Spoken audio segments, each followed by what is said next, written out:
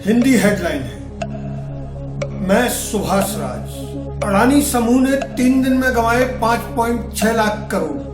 अडानी समूह में बड़ी निवेशक LIC ने 2 ही दिन में गंवाए 16,600 करोड़ जैसी खबरों से उलट पुलट हुए शेयर बाजार में पिछले कई दशकों में एक ऐसा कारनामा अंजाम दिया गया है जो है तो पूरी तरह कानूनी, लेकिन इसके पर्दे के पीछे का सच अगर जानना है तो सिर्फ इतना समझ लें कि भारत के अन्य अमीरों ने दुनिया का सबसे धनवान आदमी बनने की ओर तेजी से दौड़ लगा रहे गुजराती व्यवसायी गौतम अडानी के FPO के 97% हिस्से को सिर्फ एक दिन में खरीद कर शेयर बाजार में उनकी किरकिरी होने से बचा ली। खुदरा निवेशकों के लिए 64 रुपए प्रति FPO इक्विटी शेयर की छूट के बावजूद 25 जनवरी को खुला अडानी का FPO जब 27 जनवरी को खुदरा निवेशकों के लिए ओपन हुआ तो निवेशकों ने उससे मुंह मोड़ लिया। ये सभी को पता है कि अडानी के FPO का ये हाल मार्केट रिसर्चर कंपनी हिंडनबर्ग की 106 पन्नों की 25 जनवरी को ही सामने आई रिपोर्ट के कारण हुआ।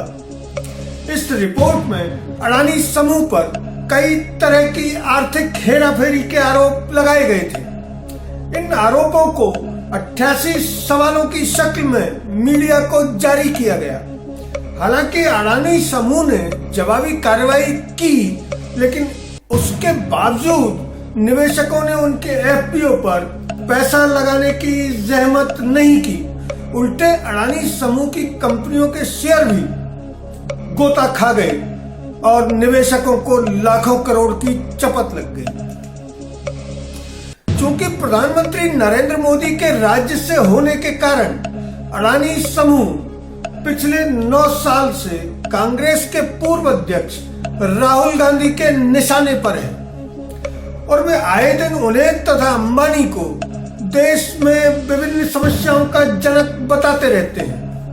ऐसे में हिंडनबर्ग की रिपोर्ट में आर्थिक हेराफेरी के आरोप सामने आने के बाद शेयर बाजार तो औंधे मुंह गिरा ही, जनता को भी ये लगने लगा कि कहीं ना कहीं कुछ तो है, यानी धुआं उठा है तो निश्चित तौर पर कहीं ना कहीं आग लगी है कि मान्यता पर यकीन करने वाले भारत के खुदरा निवेशक अपनी पूंजी गंवाने के बाद अडानी के FPO की ओर नहीं लौटे।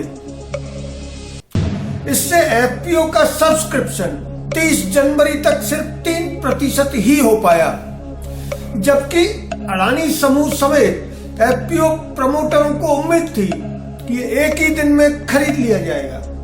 लेकिन ऐसा नहीं होने से साफ हो गया कि संस्थागत निवेशक यानी सरकारी कंपनियां इसमें निवेश नहीं करेंगी।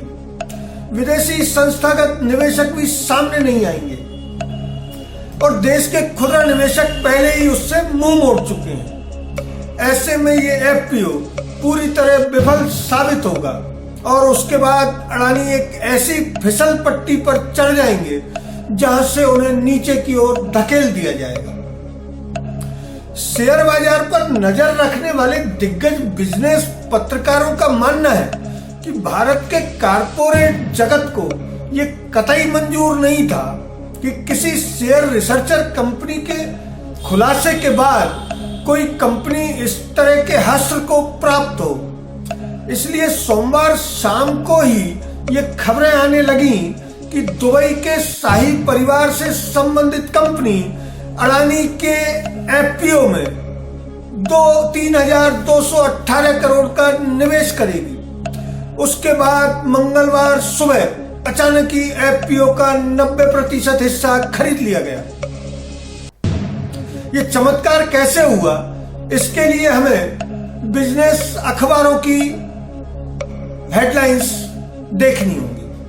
बिजनेस अखबार फाइनेंशियल एक्सप्रेस की बुधवार सुबह छपी रिपोर्ट के अनुसार इस मामले से अवगत लोगों ने बताया है कि मुकेश अंबानी मुश्किल वक्त में गौतम अडानी की मदद को आगे आए हैं।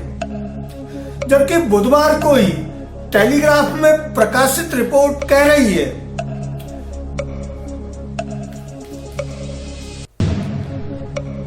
जबकि बुधवार को ही टेलीग्राफ में प्रकाशित रिपोर्ट कह रही है कि अडानी समूह की मदद करने वालों में JSW स्टील के मालिक सज्जन जिंदल, एयरटेल के मालिक सुनील भारती मित्तल और जायडस लाइफ के पंकज पटेल के शामिल होने की खबरें भी हैं। बिजनेस अखबार लाइव मिंट की रिपोर्ट में भी इन सब का जिक्र है, लेकिन अभी तक ये स्पष्ट नहीं हो सका है कि किस किस व्यवसायी ने अडानी समूह की कितनी मदद की है। इधर ब्लूमबर्ग की एक रिपोर्ट कह रही है कि FPO का उसके आखिरी दिन पूरी तरह सब्सक्राइब हो जाना अडानी समूह के लिए जंग जीतने जैसा है। लेकिन दुख की बात यह है कि खुदरा निवेशकों ने उनके लिए तय किए गए शेयरों में से सिर्फ 10% हिस्से को ही खरीदा है। आपकी जानकारी के लिए बता दें कि किसी भी पब्लिक ऑफर का 100% बिकना जरूरी होता है। अब बात उस हिंडनबर्ग कंपनी की जिसकी एक रिपोर्ट ने अडानी समूह के सपनों को ध्वस्त कर दिया। हिंडनबर्ग वह कंपनी है जो शेयर बाजार पर नजर रखती है और ये पता लगाती है कि शेयर बाजार में से पूंजी जुटाने वाली कंपनियां आर्थिक हेराफेरी में लिप्त तो नहीं है। अगर ये वीडियो आपको अच्छा लगा तो इसे लाइक करें, सब्सक्राइब करें और शेयर भी करें। धन्यवाद। जय हिंद।